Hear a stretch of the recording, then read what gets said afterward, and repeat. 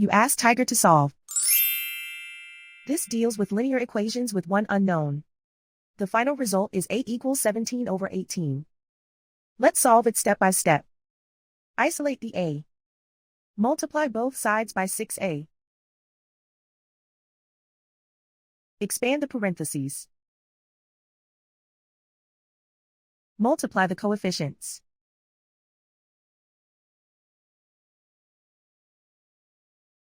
Find the greatest common factor of the numerator and denominator. Factor out and cancel the greatest common factor. Simplify the arithmetic. Multiply the coefficients. Swap sides.